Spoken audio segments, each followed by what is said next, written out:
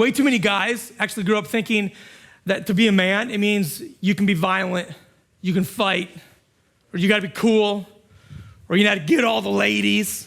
But that's not the biblical definition of manhood. That is not how God defines masculinity. And when you're a father, there's three big things that we're gonna talk about today. We've talked about these before, but I wanna bring them up again. Let's write these down. Fathers are designed by God to be their children's hero, smarter, stronger, and more stable than the children are on their own. Welcome to week 6 of Marriage and Family.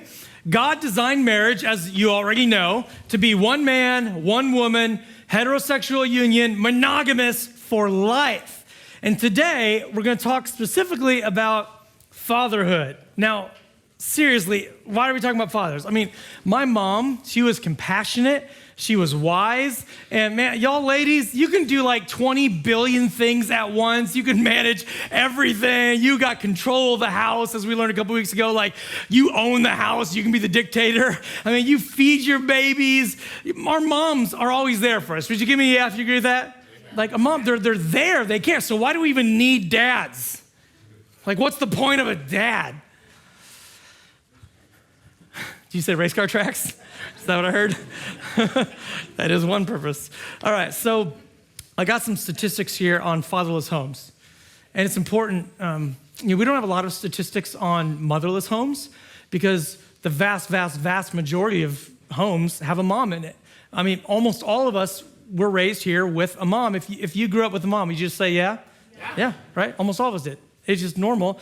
So we don't have a lot of stats on that, but unfortunately, there's a lot of stats on kids who grew up without a father. 85% of prisoners grew up in a fatherless home.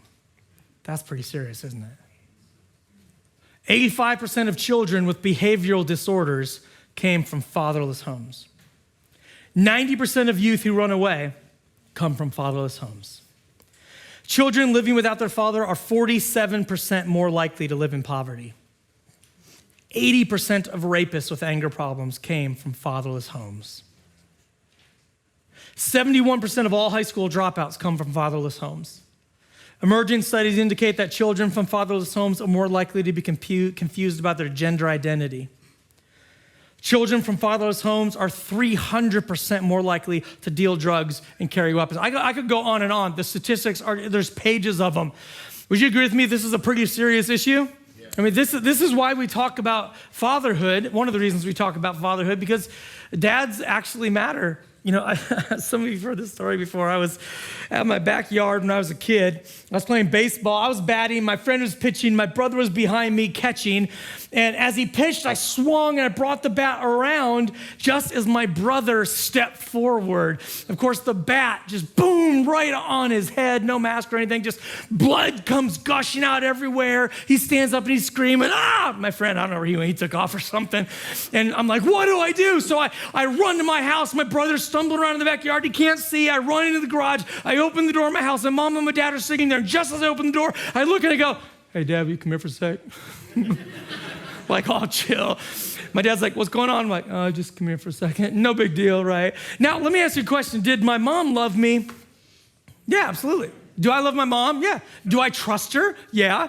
Can she handle a situation like that? Yeah, sure, she could. Why at that moment did I want my dad? Because I wanted a rock. I wanted stability. I wanted someone who was going to come in and go, gross. And then pick up an oily rag from his desk and put it on my brother's head, probably give him an infection. Like, that's what I wanted at that moment. You know what I'm talking about? I didn't want someone who was going to cry or freak out or be worried. I wanted someone who was solid. And now listen, I wanted someone who was a rock, not a rock star. Way too many guys actually grew up thinking that to be a man, it means you can be violent, you can fight, or you gotta be cool, or you gotta get all the ladies. But that's not the biblical definition of manhood. That is not how God defines masculinity. And when you're a father, there's three big things that we're gonna talk about today. We've talked about these before, but I wanna bring them up again. Let's write these down. Fathers are designed by God to be their children's hero, smarter, stronger, and more stable than the children are on their own. Hear that phrase? Smarter, stronger, and more stable. Can we say that? Everybody online, everybody here, let's say it out loud together, okay? Smarter, stronger, and more stable. That's what a dad is designed to be. So why would you care today if you're not a dad? Why would you listen to this sermon? There's 4 reasons why you're gonna listen, even though you're not a dad. Number 1, if you're a single woman, you might stay single, and that's perfectly legitimate, okay? But there's a chance that you might get married someday. And you need to pay attention because you need to know the qualities that make someone a good father, because you don't want to marry a loser who gets you excited but ruins your children. Number 2, you might be a guy who's not a dad. You men should learn how to be fathers before you become a father. Or if you're never a father to children of your own, you're gonna grow up and be a man in this church, and the children here are gonna need to look at you and say, is that how a man's supposed to live? And they should see an example from you, so you should check that out. Third thing is, every single one of us in this room had a dad, and your dad had an effect on you. If he was there or if he wasn't there, he had an effect on you by his presence or his absence, didn't he? Today, you're gonna learn some of how that affected you and how that changed you on the inside. And the 4th reason, this is the most important one, God is your father. Did you know that? God calls himself your father. So today, you're gonna see how God actually wants to interact with you, how God treats you, and how you should respond to him. So let's go ahead and start. We're gonna read from Ephesians chapter 6. Now, if you wanna grab your Bibles, that's cool. I always like when people read it in their Bibles. I'm gonna put it on a whiteboard because I'm gonna draw and do some stuff on there that you probably can't read, but I'm gonna do it anyway. So, Ephesians 6:4 says this: Fathers, do not exasperate your children. Instead, bring them up in the training and instruction of the Lord. One more time. Fathers, do not exasperate your children. Instead, bring them up in the training and instruction of the Lord. There's lots of verses in the Bible about being a father. I'm gonna bring all of it together in a topic, but we're gonna point it all out from here. So fathers, the first thing you gotta know is you don't exasperate your children. What does it mean to exasperate? It means you push them too much. It means you make them want to quit, or you make them get angry. It's kind of the opposite of, what's that word we use in our phrase? Stable. It's the opposite of being stable. You're creating instability. If you're one of those guys that causes drama or causes issues or gets too mad or pushes people till they're angry, that's not a good sign, guy. You got to change. Don't give in to your frustration. You don't want to be the pushy guy who has no balance, no maturity. You need to be a stable man, able to hold yourself with control. Let's write this down. The first rule to fathers about parenting: do not exasperate your children. Show your stability. Do not provoke them. Do not try to anger them. Don't exasperate. Make them want to quit. Make them feel overwhelmed, that sort of stuff. And I want you to circle the word stability on that part of your outline. You know, someone just texted in, right now. Actually, I'm going to answer that question later. Sorry, Jeremy. I'm going to answer that one later. Okay, so circle stability. Guys, you need to teach your children about how to be a man, or about what a man is like if you have daughters. By showing them this, they learn how to be stable instead of being frustrated and exasperated. Not every lady's going to get this, I know. But guys, we like to provoke each other, don't we? We like to mess with each other. Guys, we hug too, but we mess with each other on purpose. My son, JJ, he's 14 now. When he was 6, he could march in the kitchen. He's all mad. He had this attitude. So I looked at him, and I said, you know what I'm going to do? I'm going to punch you. And instead of being angry, all of a sudden he goes, huh? He smiles. I was like, and then I'm going to put you in a headlock. So he took off running. So I took off running after him, right? Finally, I caught him in his room, and I picked him up, and I threw him on his bed. Boom. And then I jumped on him. And I was like, I started punching him again. And he loved it. He loved it. Guys like to provoke each other. Actually, my daughters like it when I do that too, but especially the boys. Listen, fathers, there's a difference between playing and provoking, isn't there? There's a difference between messing with your kid and exasperating him. When that little 6-year-old came in there and he was like, I said, I'm going to punch you. And he didn't respond well. And he was like, no, that's not the time to play, is it?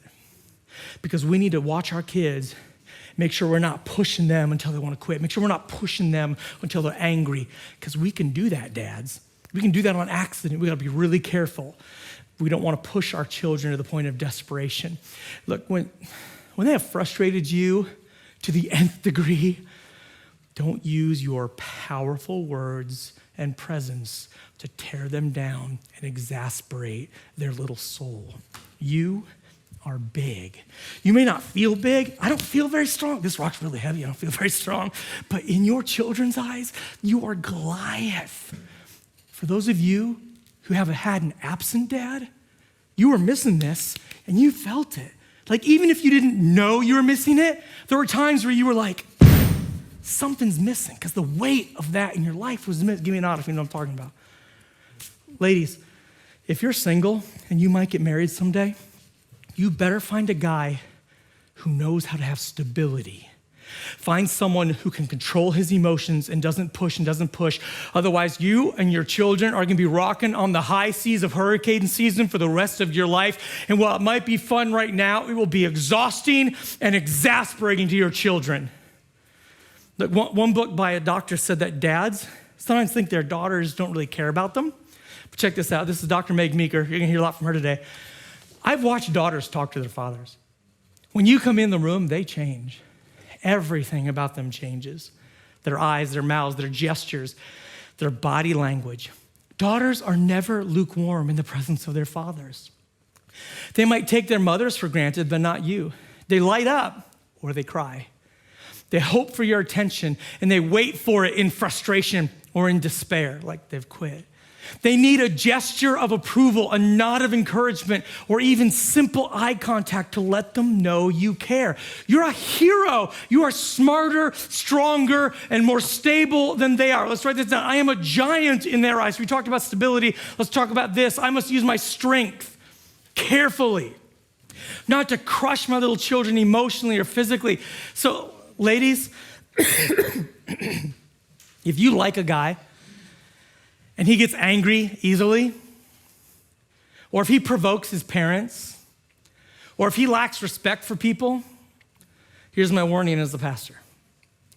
Stay far away. I didn't say stay away, I said stay far away. Don't get close to him. Don't fall in love with him, because he will crush your children. And you'll be in my office 10 years from now crying about what he's done and how your children are wounded. Don't do it. If you've got an angry guy who doesn't show respect to his parents, doesn't know how to respect other people, doesn't control his emotions, stay away. You don't want to mess with that. All right, fathers, do not exasperate your children. Instead, bring them up in the training and instruction of the Lord. Oh, there was one word in there that was really important, okay? Fathers, do not exasperate your children. Instead, this word is so important because it implies there's something else going on, okay? Don't exasperate them, but one of the problems guys have is that like sometimes they're either too pushy or they just completely check out emotionally. That's not good either. Instead, we're supposed to be doing something. This word implies that there's something to be done, and this simply means dads are not absent. There's work to be done, and guys, you're a man, you're here today, you're present, nice job, hero, because already you've done better than most of the guys in the world. The book of Proverbs often talks about a dad's perspective. It constantly says, listen to my teaching, son, like watch my ways, learn from me. And that dad is there for his kids. Y'all heard of Billy Graham, right? Super famous, led thousands, tens of thousands, millions of people to Jesus. He's like the epitome of what a Christian should be. In fact, you've been affected by Billy Graham. My aunt and uncle got saved at one of his rallies. My parents got saved when my aunt and uncle led them to the Lord. My parents led me to the Lord. I helped start this church with some other people. Like we've all been affected by Billy Graham, whether you even knew it or not. Amazing man. They asked him at the end of his life if he had any regrets, and he said this: I would have spent more time with each of my children. Wow. This guy who did like what we think is the most important thing in the world, he lived exactly as a Christian should, said, I should have spent more time with my kids. One of the greatest teachers says, our kids need us. Dads need to be present. Let's write it. A hero father is not absent. A stable hero father engages with his children. Men, you have 10,000 things bearing down upon you. your loneliness or your friendships or your lack of them, your work, your bills, your emotions that people often don't want to hear about. And whatever you do with this stuff, maybe you got to let a bill slip. Maybe you got to let a friendship go. Maybe you have to change jobs, but do not let your time with your children slip away. Don't do it. Don't lose that. No matter what else you lose, don't lose that, men. Why? Look, not only is it good for your children, it's good for you. This is our memory verse from this series. In all things, God works for the good of those who love him. What's one of these things? You spending time with your children instead of at your job or off doing what you want to do. It's changing you. It's changing your priorities. It's changing the way you think about the world, right? God has something for you, a purpose. He foreknew you, right? He knew you ahead of time. So he's predestined you, right? He decided that you had a destiny. He's using your situation, what? To conform you to the image of his son. He wants you to look more like Jesus. How does he make you look more like Jesus? One of the ways he does it is by helping you change and become more like Jesus, who's present with us, who's caring about us, who lays down his priorities and puts his children first. Man, that's what we got to do too. By the way, this can feel overwhelming, like, man, I got so much stuff. How am I supposed to spend so much time with my kids, always be present? One of the books I read by Dr. Meg Meeker, she was talking about everything you do as a dad is exaggerated in your kids' eyes. Now, if you're a kid in here and you're listening, go ahead and ignore this part for a second. I want to tell your dads a secret. Okay, you have to understand really quickly and really deeply that whatever you do, your kid thinks it's bigger than it really was. Good or bad. Like this Dr. Meeker had a lady come in. She had been with Dr. Meeker since she was a little girl, and she saw her grow up. When she was older, this lady came in and said, I remember when I was a little girl, my dad used to take me fishing every weekend. Dr. Meeker was like, she didn't say anything, but she did not go fishing every weekend with her dad. Her dad rarely took her fishing, like maybe at best once a month. And she thought it was every weekend of her life. Why? Because the kids exaggerate in their minds what their dads had done. I remember one of my kids had just come to me recently, their dad, they were like, Dad, remember when I was younger, you used to do this with us every weekend? I'm like, I think I did that twice, So do stuff with your kids. It doesn't have to be you wrestle with them for an hour every single day. Make it 5 minutes a couple of times a week. Take them on a walk once a week. Wouldn't you love to have time with your dad now? If he would sit and listen to you, spend that time with you. Look at what the verse says here. Fathers, do not exasperate your children. Instead, bring them up. Look, we know they're going to grow up, right? We already know that, right? You're not supposed to let them grow up. You're supposed to bring them somewhere on purpose. In fact, this part of the Bible is written in Greek, and this phrase, bring them up, actually means nourish them. Let's write this down. Fathers are called to bring up their children, literally to nourish them, give them what they need in a physical and an emotional sense. You're there to be the provider for your children. Dads, just FYI, I know I'm yelling at you a lot, but you're here. I know you're trying to be involved because you're here right now. And I know a lot of you, your dad was barely there for you. Man, wouldn't you loved it if your dad had just taken a walk with you once a week? If he just looked at you and said, I value you. Let's just sit, just tell me what's going on in your life. Now it's true, there's a time as a parent where you don't want to hear everything that's going on in your kid's life. I get it, I understand. The other day I walked into my bathroom and I saw this. And I was like, you know what? I'm not going to ask any questions. There's just sometimes we got to walk away and say, I don't want the answer. I don't want to know why this happened. But Dad, your family needs you to stay involved. You're the hero. You're smarter. You're stronger. You're more stable. And your family needs the hero to not be checked out. Step in as the leader of the family, you giant.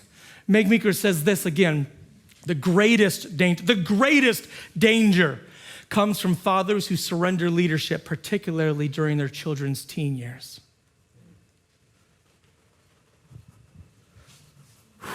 It is dangerous for a father to check out. We saw the statistics, didn't we? Don't check out. Be there for your kids. Don't walk out, especially when they become teenagers and it seems like they don't like you anymore. And you say to your daughter, hey, I don't really think you should wear that. And she rolls her eyes so hard, there's now earthquakes in Kansas. You know what I'm talking about? Like, and she's annoyed with you again, and it's really easy to be like, you know what, I don't have to deal with this. But you're not gonna quit. You're gonna stay involved. You're gonna be a firm and strict father. Did you know that the statistics show that children who end up needing psychiatric help as adults were not kids who had overly strict fathers? I'm not talking about abusive. Like if you're abusive sexually or physically, that's not okay. But dads who were involved and were overly strict, and which our culture right now is like, oh, overly strict dads, too involved, it's terrible, it's awful, it shouldn't be like that. Well, the studies show dads who are a little too strict, a little too involved, when their kids grow up, they don't need psychiatric help. The kids who needed psychiatric help were the kids who fathers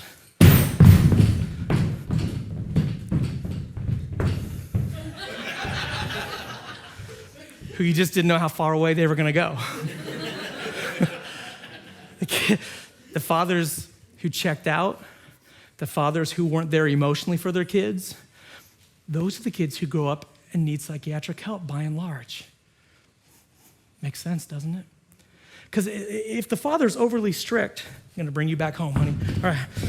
If the father's overly strict, he may be rough, it may be heavy, it may be difficult, but at least the children have something to hold on to, something that grounds them, right? Maybe literally grounds them. But a father who's not present at all, like their children just, they don't know what to hold on to. They got no basis, no foundation in their life. So what are we gonna nourish our children with? Are we gonna nourish our children with sports education, race cars, how to fix cars?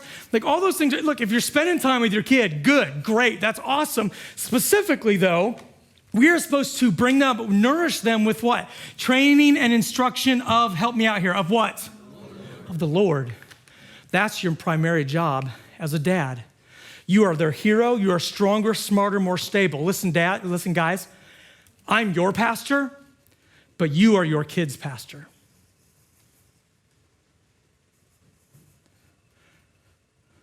You didn't know that was gonna be your job, did you? You didn't want to be a pastor. Tough luck. You are gifted and commanded by God himself to train your children to know the Lord. This is serious stuff. Let's write this down. Strong hero fathers are spiritual leaders for their children. I must engage with my children so they learn to follow God's ways. And again, guys, you are here. You are already present. You're already learning. So like, I'm 100% serious. Good job, man. I'm proud of you for being here. You are a man by learning what it means to follow Jesus more. That is excellent. Already we know that most of the guys in America aren't in church on Sunday morning. They're not training their children to know the Lord. John MacArthur, great theologian teacher, he said this thing, and at first I was like, I don't know if I agree, but then he explained it. He said, preachers used to say that children got their view of God from their father. That's ridiculous. And I was like, what? He said they get their view of God from the Bible. Okay, that's true. He said what they do get from me is their view of a man. Children will get their view of a man and what it means to be a man from their father. Make sure that you are leading in such a way that what your children learn about a man is right. What should a man be? Well, it's not the mother who should be dragging everyone to church on Sunday. It's not the pastor who brings most of the lessons to your family. It shouldn't be the youth leader who has the largest impact on your children's soul. You, dad, are their pastor. And being their spiritual leader sanctifies you too. Because now you have to be prepared to be someone's pastor. And in all these things, God's working for the good of those who love him. You have been called according to a purpose to help your children know the Lord, right? You were predestined to bring them up in the training and instruction. So now God is using that to help you become more like his son, because maybe you never studied the Bible very much. Now you realize I got to be able to understand what this says and what it means. And I not only have to be able to understand what it means, but I got to be able to understand how to explain it to my kids. And I got to be having those conversations. And now you're going to study the Bible, you're going to learn it, you're going to figure out how to explain it in ways that you never would have before, and that is making you more like Jesus in itself. This is changing you. So guys, you got to be smart, or maybe I don't even want to say be smart. Guys, you got to be hardworking to learn what Scripture says. You got to be hardworking to learn how to teach your children about the Lord. You got to figure this stuff out. You got to be a man to get your family here every single week when they don't want to get out of bed. Dr. Meg Meeker says it this way: don't ever forget that in your son's eyes, you are huge. Every statistic we have affirms that no one is more important in a son's life and in the decision he makes about drinking, drugs, and sex than his father. Don't abdicate. Don't give up your authority. Don't become the cool, stupid dad you think he wants, because he doesn't. They're waiting for us to champion their masculinity and challenge them to be sound boys who are ready to grow into men of great virtue. But they can't get there alone. They can't do it alone. They need to be nourished. We need to bring them up. And this goes for your daughters too. They need to be women of character. Proverbs 31 women, and they can't get there alone. This applies to their spiritual life. If you care about your children going to heaven instead of hell,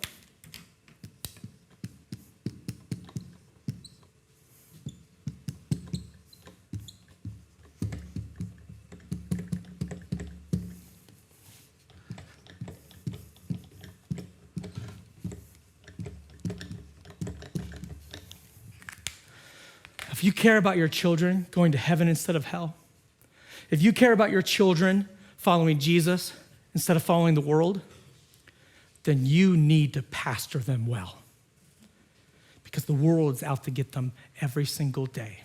And the world is relentless, and the world is pressing in on your students at school, on TV, on their phones, with their friends, in the air. It's everywhere.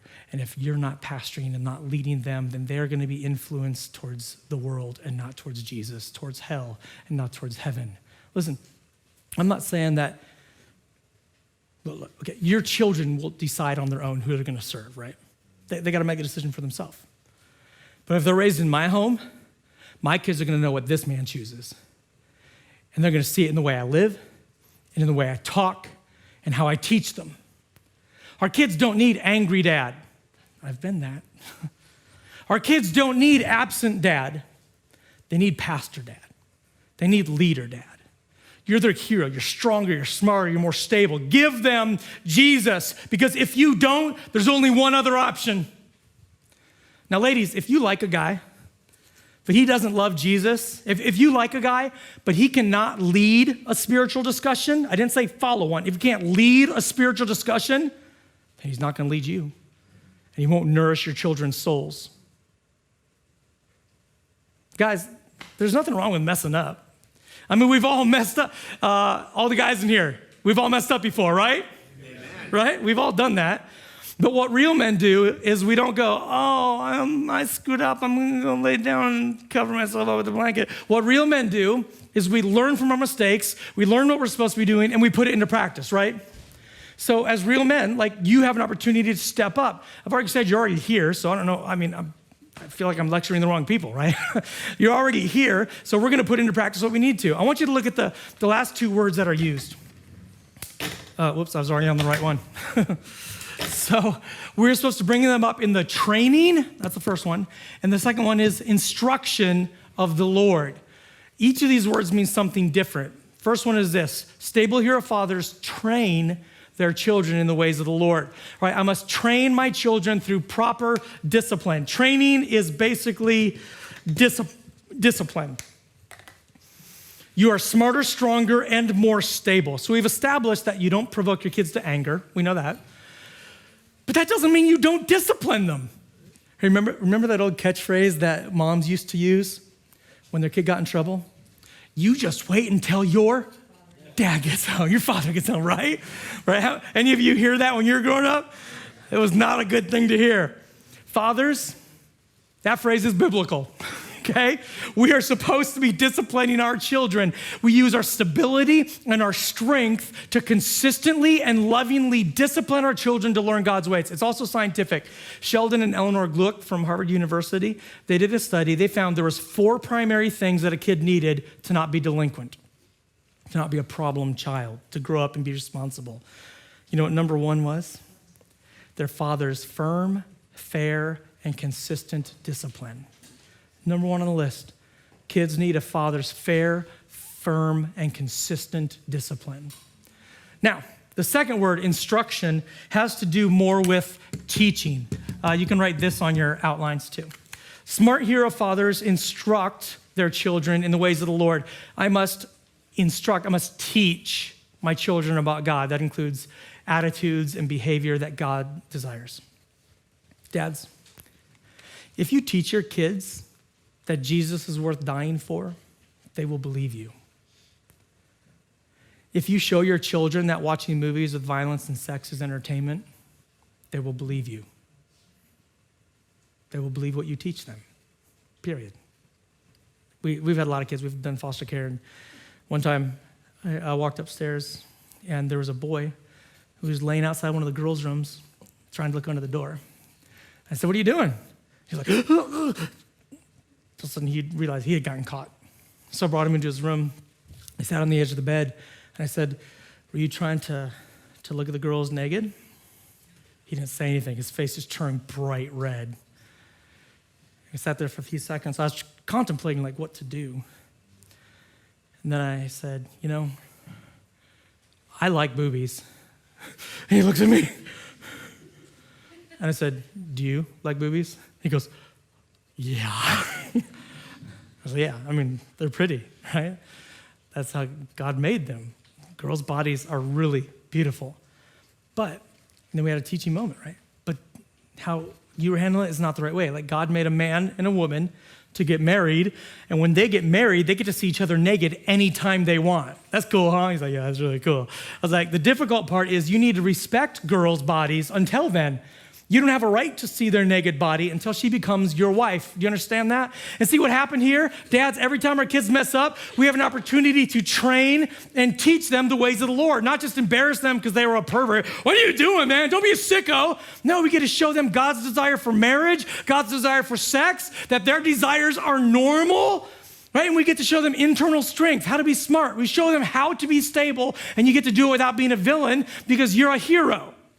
This is a crazy story. You may not believe it. Just Google it, YouTube it. I tell this story often when I talk about fathers, but there was a group of elephants that had to be relocated in Africa. So they relocated the moms and their babies to this new area. Well, these little elephants grew up and became teenage elephants, and they started terrorizing other animals. They were killing rhinos for entertainment. They were attacking tourist buses. What went wrong? Well, they found that when they removed the moms and the baby elephants and put away, they didn't have any older male elephants. So they went back and they took a couple of these old male elephants and put them in the herd, and suddenly the teenage elephants behaved. Isn't that fascinating? Men, God has designed you for discipline and teaching. It's even true in the animal kingdom. You're the hero. You're smarter, you're stronger, you're more stable than they are. Let's answer some questions. We got a bunch of them here. Okay. How do you define the line of discipline and versus exasperating when they're young? Did I already answer this in here? No? Yes or no? No? Okay. Sometimes with 3 services, I forget what I've done, what I haven't. Someone asked this earlier. Okay, so when someone's young, you have to watch their behavior, right? If you're coming at them and like disciplining them and they're like crying, you've probably crossed the line, right? If they're getting angry and violent, you've probably crossed the line.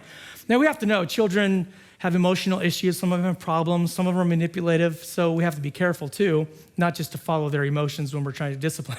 There was one kid, this is years ago, came in my office. I'm just doing work. I don't even know why he or his parents are there. I'm doing work. He comes in my office, sits down. He's like, "Hi." I was like, "Hi." I keep working. A couple minutes later, the kid goes, "I know how to get candy." I was like, "Oh, yeah? How do you get candy?" When my mom goes to the store, I say, "I want candy." And she says, "No." Then I go, "I want candy." And she says, "No." And then I go, "I want candy." And then she says, "Okay, fine, stop it." Wow. Isn't that fascinating? Like the kid threw in a fit. He knew exactly, it was like a plan now. So we can't always just follow the kids' emotions, but pay attention to how they're acting. If they're reacting with emotion, often we need to pause and not be so exasperating to them. It's harder to know that line with teenagers, but you only asked about young kids, so I'm not going to talk about that. All right. How can I practice stability while I'm single and fatherless? All right, so you're a single dad or a single mom, and you have no dad in your life. And you really, really need the church. You really need the growth groups. You need to be in a group where the people are going to be jerk friends to you, but also loving, kind helps to you. Or they're going to say, hey, send your kids over to my house.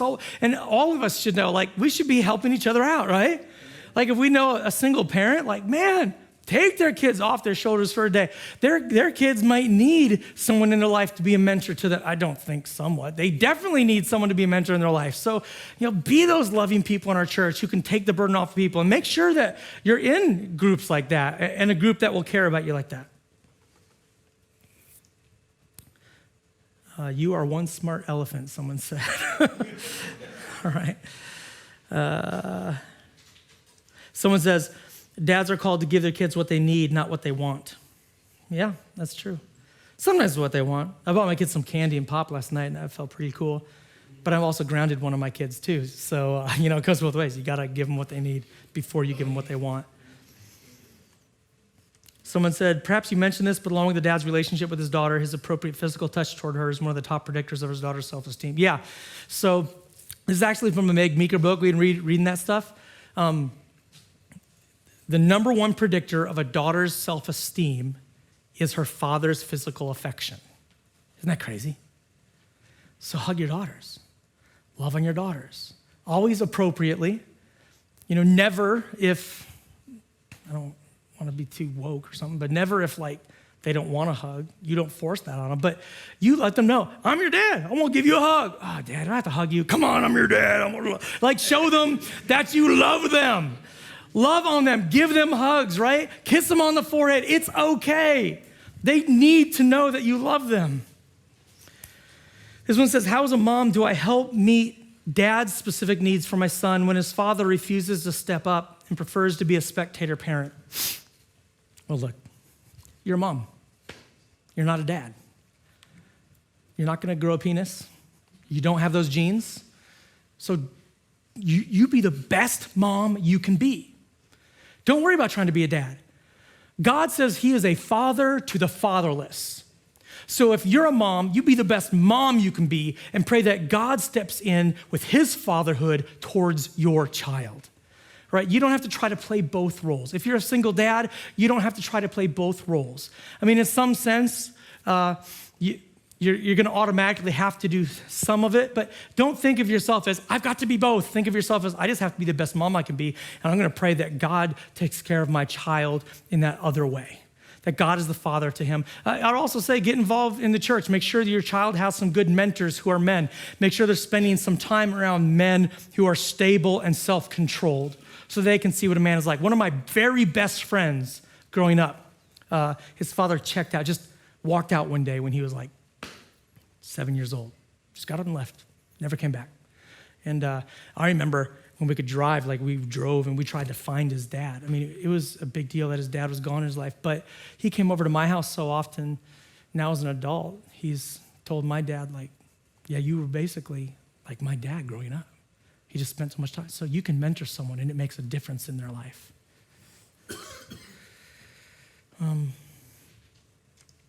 This is a great sermon. Makes me wish I spent more time with my dad before he died, and also that rock looks like a giant potato. You guys, you're so weird. All right.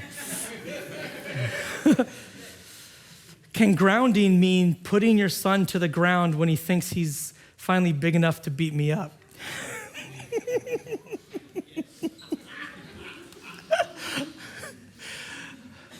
We're not gonna put this on the video, but heck yeah.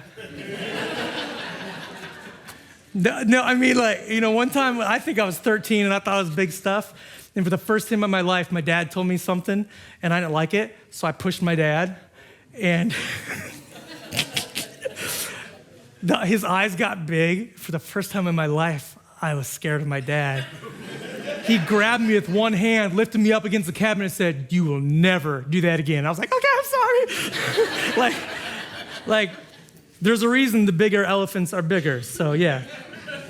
But, it's not abuse, right? We don't abuse them. We sometimes just need to remind them who's bigger, who's. And you know what? Honestly, at some point, your teenage son is probably going to be stronger than you. And that's why we start disciplining appropriately when they're younger. Because we want them to grow into men of virtue, not men who just need to get beat up by us. You know what I'm talking about? So, all right. One more question. What do you do when your child's mother refuses to allow you to see your child and be in their life? You are going to be the world's greatest prayer warrior. You're going to get out a list. You're going to write down 12 things that you want for your children.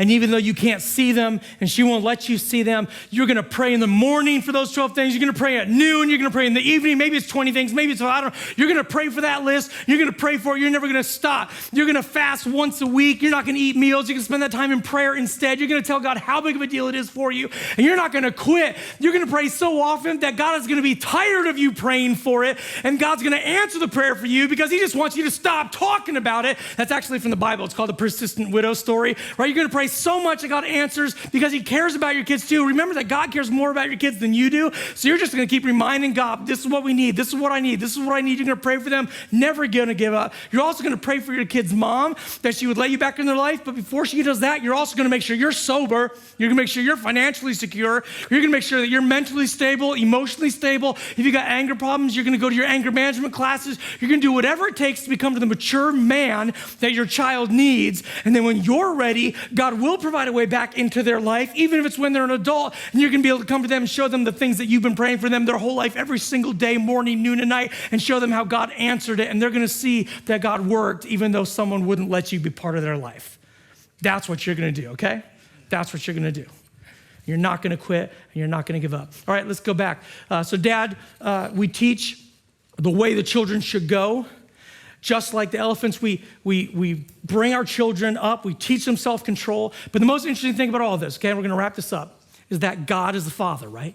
So everything we've talked about dads applies for God to you. God loves you. God wants to train you. He's teaching you. He's not exasperating you. Maybe you're in a hard circumstance, but it's not to drive you nuts. It's to make you more like Jesus Christ. God loves you as a child. Matthew chapter 7 says this. Which of you, if your son asks for bread, will give him a stone? Or if he asks for a fish, will give him a snake? If you then, though you are evil, know how to give good gifts to your children, how much more will your Father in heaven give good gifts to those who ask him? Let's write this down. The greatest hero Father is God. And if we ask God to help us, he will come to our rescue. He will. You may have had an inadequate father. You may not have a father in your life. You may have failed many times as a dad. No matter who you are in this room, we need to know that our failures are not the end of our story because Jesus Christ came to this earth and he went to the cross and he died for our sin because we've done evil. We've messed up. We've made mistakes. And the only way to overcome those, the sin, is not by doing good. We're not going to overcome it. We're already guilty. Jesus died for us. God punished him instead of punishing you. So if you give your life to Jesus and you say, you know what, I need your forgiveness. Thank you that you were punished on my behalf. Then God gives you that forgiveness. Some of you today need to admit that you need Jesus like that. You need that forgiveness and you need God to be your hero, smarter, stronger, and more stable than any of us. So be looking for what God's teaching you. He may allow you some really difficult lessons, but trust that your circumstances are leading you closer to him. Now let's get real practical. Write this down. We're going to cry out to God, our Father, for help as I raise my children. And I'm going to ask the Lord for help as a father where I need help with, and you fill that in. What do you need help with? Second thing is this, practical application. There are some books that I can read to think about being an even greater dad than I am now. You can get this at Salina Public Library on the Hoopla app, Audible. You can order it from Amazon. I got mine from Amazon. The book, You've Got This, Unlocking the Hero Dad Within, Strong Fathers, Strong Daughters, or even Boys Should Be Boys. These are all by Meg Meeker. She's a great author. Now, if you're a wife in here, listen, do not buy these books and give them to your husband as a gift, okay? Don't do it. He is a grown man. He can make the decision for himself, all right? Guys, kids really do see you as a giant. You're smarter, you're stronger, you're more stable. And you can be more of that now with God's help. Your children will grow up. And if you implement this, they will thank you for being the hero dad that they needed. Let's pray. God, we love you. And we ask that you would get involved in our lives. Help the dads to be good dads, to be invested, involved, to teach them about the scriptures in your ways. Not exasperating their children, but teaching them stability in the name of Jesus Christ. Amen. All right, have a great week. Thank you so much for being a part of our family. Before you go, though, make sure you fill out your red card at revo.church/redcard.